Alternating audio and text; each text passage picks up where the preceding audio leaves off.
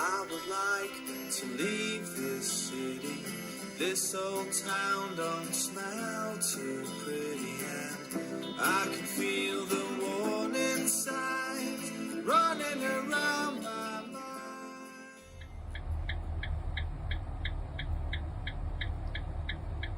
So you live down there on Taylor, right? You did that corner on Maryland. You all fixed that house up over there?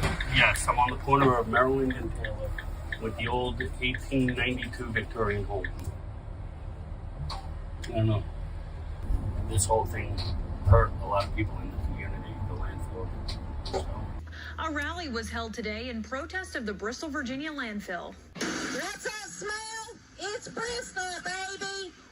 It was held outside of the Bristol Chamber of Commerce from 11 a.m. to 2 p.m. People are experiencing significant health symptoms, insomnia, nosebleeds, random vomiting, children who can't go to school because they're ill, and the only reason to explain it is toxic emissions from the landfill.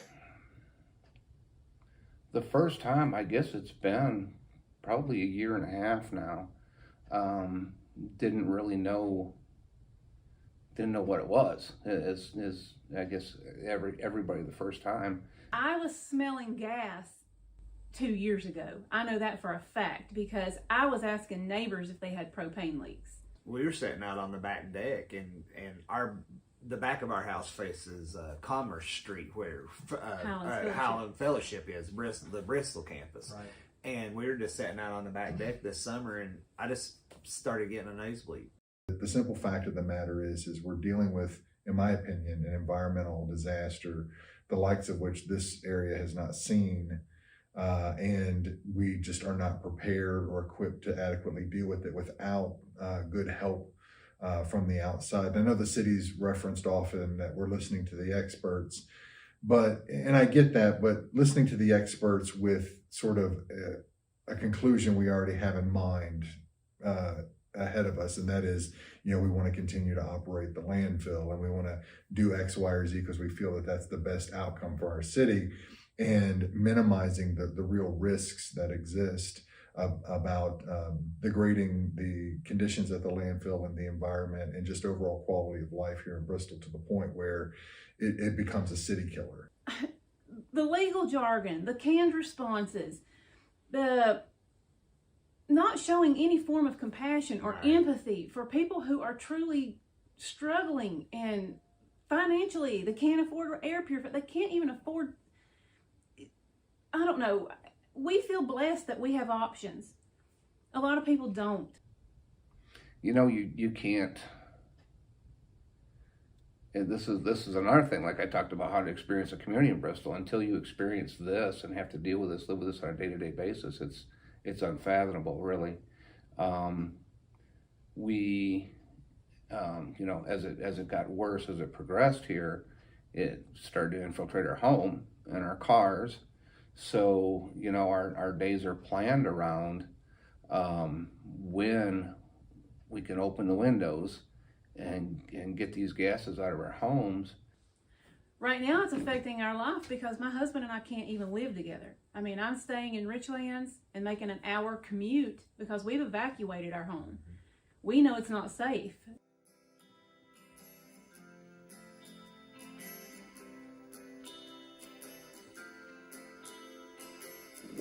Got live video going here. Yeah. Good turnout today, huh?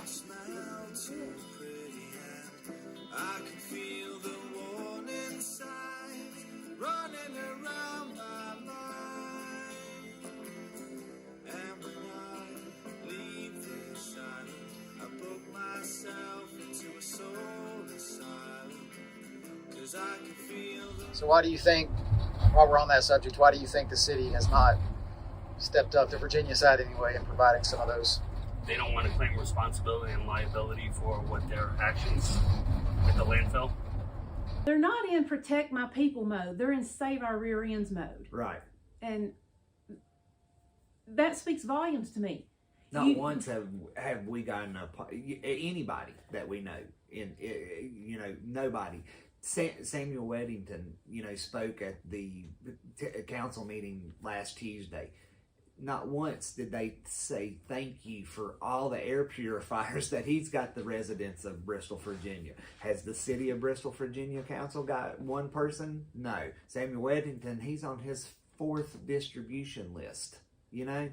And he just got a company to donate $15,000 so he can distribute more.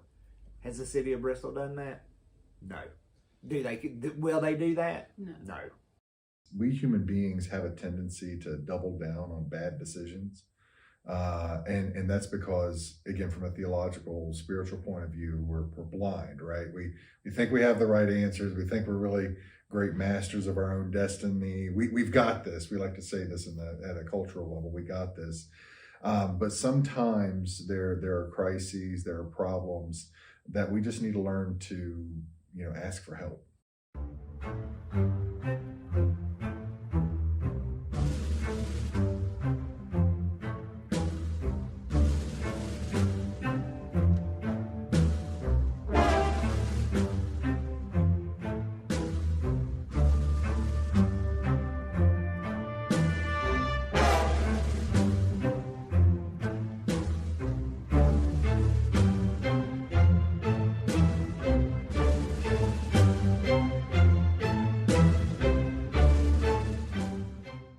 My biggest concern right now, and probably if you ask me in a year, would still be health concerns. As an 8-year resident of Bristol, I thought I knew this city. But when I found out about our community over near the landfill, Shakespeare Road, the people that live there, have lived there and dealt with this for decades, really, I was embarrassed. I was shocked. In sort of 30,000 foot view, without getting into the technical weeds, how do we defeat the beast? How do we defeat the beast? I think the first step to defeating the beast is that step of asking for help. And that's going to take our political leaders. It's going to take our community. It's going to take a little bit of humility and maybe being humbled to realize that sometimes the problems get beyond our ability, our scope to deal with them. Is Bristol still a good place to live? For the Reynolds, no. I can't speak for other people. Right. But for us, no. Is Bristol still a good place to live?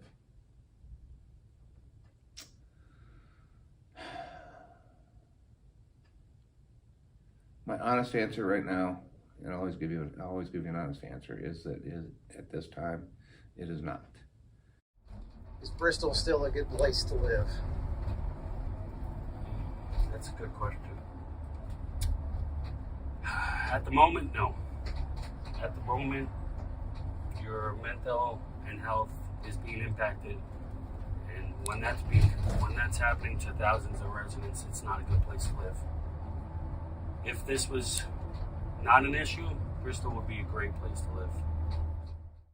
My greatest hope actually comes out of working with the community, that there are people being impacted by this on a daily basis that see, I think have been given clarity of vision to see what's at stake, and what's at stake is their homes, their environment, air to breathe, peace of mind, the ability to sleep. They know what's at stake here, and they're really stepping up and making their voices heard to try to turn the corner on this and get the help that others maybe in positions of authority and power are unwilling to ask for at this time. I can feel the warning signs running around my mind, and when I leave this island, I book myself into a soul asylum, 'cause I can feel the warning signs running around my mind. So here I go. I can still smell shit in here.